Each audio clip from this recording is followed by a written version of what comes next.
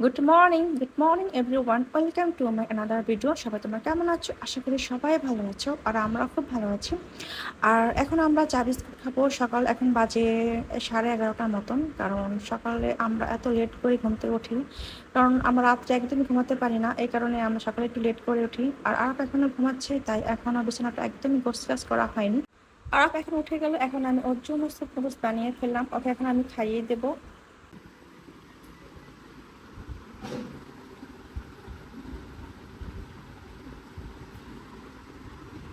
আরব নাস্তা খাবে এখন? আরাফ ক্যামেরার সামনে অনেক লজ্জা পায়, তাই ক্যামেরার সামনে একদিন খেতে চায় না ও। এখন আরাফের নাস্তা খাবে। তো সবাই দেখুন কিভাবে নাস্তা খায়। নাও সবার সামনে খাও, তোমাকে থ্যাংক ইউ বলবে।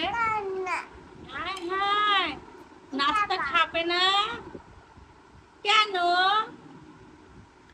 আরবকে খাওয়ানোর পরে এখন আমি এসে পড়লাম দুপুরে রান্না করার জন্য। তো আজকে আমি দুপুরে রান্না করব কক মুরগি আর পোলাও, ভাত আর ডাল। আরব যেহেতু পোলাও পছন্দ করে না, সবসময় আমি পোলিয়ে থাকি, ওর জন্য আলাদাভাবে আমাকে রান্না করতে হয় ভাত, ডাল, মাছ। তাই এখন মুরগিটা আমি কেটে নিচ্ছি। তারপর আমি মুরগিটা ভালোভাবে ধুয়ে টুয়ে বসিয়ে দেব। তারপর পোলাও রান্না করবো, ভাত, ডাল, মাছ, অনেক কিছু আজকে রান্না করতে হবে। ফার্মের মুরগি হলে আমি এটা ছুরি দিয়ে কাটতে পারি, কিন্তু কক মুরগিটা একটু শক্ত, তাই আমার বটি ইউজ করতে হয়। আর বটি ইউজ করতে আমার একদমই ভালো লাগে না, আমি কোনো কিছু বটিতে কাটতে চাই না, কারণ আমার একদমই ভালো লাগে না। কিন্তু যেহেতু কক মুরগি, তাই আমাকে বটিটা ইউজ করতেই হলো। এই তো মুরগিটা আমি কেটে ফেললাম আর সুন্দরভাবে ধুয়েও ফেললাম। এখন আমি মুরগিটা বসিয়ে দেবো। প্রথমে আগে মশলাটা ভালোভাবে কষাবো, তারপর আমি মুরগিটা দেবো। এর জন্য প্রথমে কড়াইতে আমি তেলটা দিয়ে দিলাম বেশি করে। তারপর পেঁয়াজ আর গরম মশলা গোটাগুলো দিয়ে দিলাম। এখন ভালোভাবে ভেজে নিয়ে তারপর মশলাগুলো দিয়ে ভালোভাবে কষিয়ে নেব। আর কষানো হয়ে গেলে তখন আমি মাংসগুলো দিয়ে দেবো আর ভালোভাবে আমি কষিয়ে নেব। আর এখানে আমি আলু দেবো দুইটা। আর এই দুটো আলু দেবো যে আমি ভেজে দেবো, কারণ আলু আমার ভেজে দিলে ভালো লাগে সবসময়। ফার্মের মুরগিটা একটু তাড়াতাড়ি হয়ে যায়, কিন্তু কক মুরগিটা একটু লেট হয় হতে, কারণ এটা যেহেতু একটা শক্ত মুরগিতে ভালোভাবে কষিয়ে পানি দিয়ে ভালোভাবে রান্না করে নিতে হয়। আর কক মুরগি কিন্তু খেতে ফার্মের মুরগি থেকে বেশি ভালো লাগে, কারণ কক মুরগিতে এটার দেশি ফ্লেভার পাওয়া যায়, সেটা ভাত ও পোলাও দুটো দিয়ে ভালো লাগে খেতে। মুরগিটা আমি ভালোভাবে কষিয়ে নিচ্ছি। তো এই ফাঁকে আমি পোলাওটাও বসিয়ে দেব। এক পাশে এখন মুরগিটা হতে থাক, আরেক পাশে আমি পোলাওটা বসিয়ে দেব। যেহেতু সময় অনেক কম, ভাত, ডাল, মাছও রান্না করতে হবে, এই কারণে পোলাওটা বসিয়ে দিলাম আগে।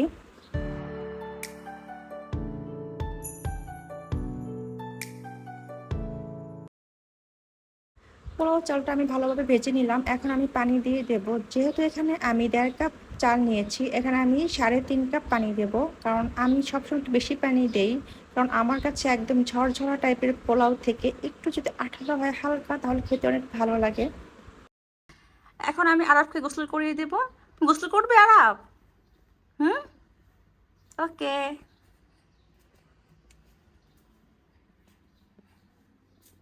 এখন আমি পানি ভরে নিচ্ছি, গোসল করাবো। আর এখানে কিন্তু আমি গরম পানি মিক্স করে নিয়েছি, কারণ আমাদের এখানে পানিটা অনেক ঠান্ডা থাকে।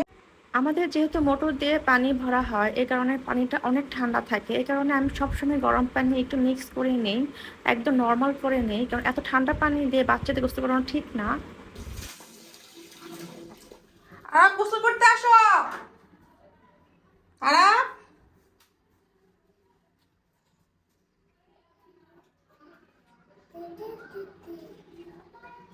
আসো গোসল করতে। গোসল করে দিই তোমাকে। বসো এখানে।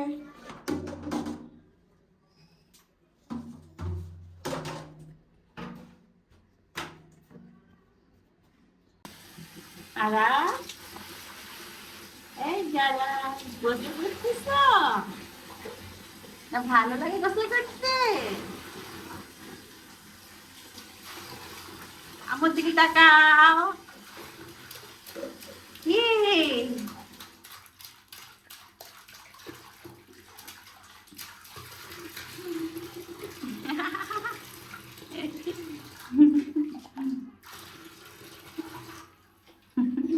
দাঁড়াও, মাথা দিই পানি। মাথা শ্যাম্পু দেবে? শ্যাম্পু দেবো? শ্যাম্পু, এই যে শ্যাম্পু দিতেছে।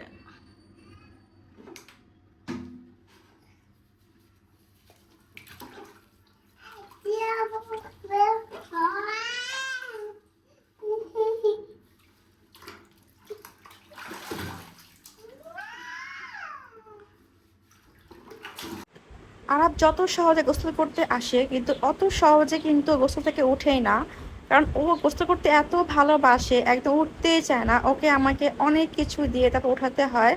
আর এখন তো দেখুন কিভাবে সে বসে রইলো। বলো হ্যালো বন্ধু, গোসল করেছো? এরা বলো কেমন আছো?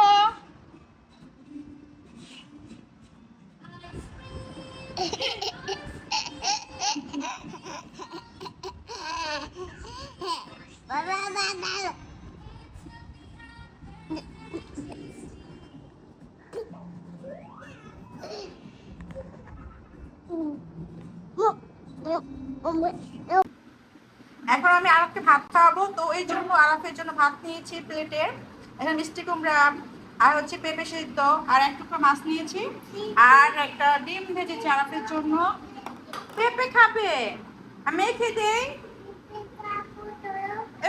আচ্ছা মাখতে হবে তো বাবা, এটা গরম, তুমি ধরো না, হাত পুড়ে যাবে। ওকে পুরো দেখছো আমার হাত পুড়ে গেছে। তাকাও তো আমার দিকে। আরবকে ভাত খাওয়ানোর পর এখন আমরা ভাত খেতে বসবো, তো এই জন্য টেবিলে খাবারটা সার্ভ করে দিলাম। আর আজকে মেনু তো তোমরা জানোই, মুরগির মাংস, পোলাও, ভাত আর ডাল। আরবের জন্য মাছ ভুনা করেছি। আরবের খাওয়া শেষ, এখন আমরা খেতে বসবো।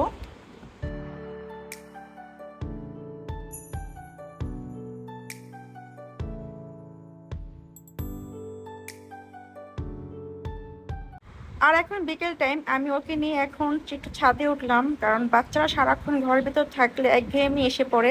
এই কারণে মাঝে মাঝে আমি ওকে ছাদে নিয়ে যাই, যাতে একটু খেলাধুলা করতে পারে আর শরীর মন দুটোই সুস্থ থাকে।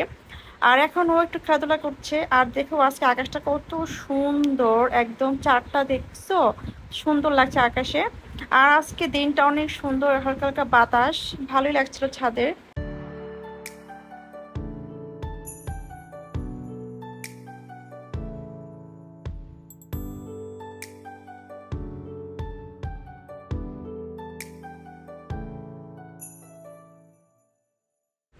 আর এখন এসে পড়লাম ডিনারের টাইমে। আজকে ডিনারে খাবো আমি বড় একটি পরোটা বানিয়েছি আমার জন্য, আর আরাফের বাবার জন্য বানিয়েছি ছোট ছোট পরোটা, কারণ ও এত বড় পরোটা খেতে পারে না, পছন্দই করে না।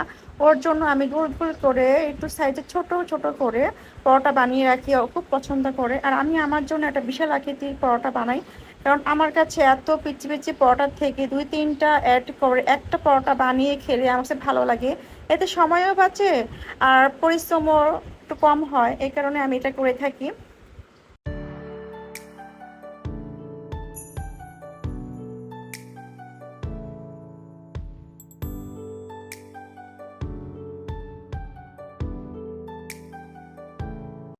এই তো ডিনারটা আমার রেডি হয়ে গেল, এখন আমি খেয়ে ফেলবো। আর এখানে আমি মাংসের ঝোল আর এক পিস মাংস নিয়েছি, কারণ মাংস দিয়ে পরোটা আমি খাই কিন্তু চা থাকলে একটু কম খাই, কারণ চা আমার অনেক ফেভারিট, চা পরোটা। পরোটা খাবে না?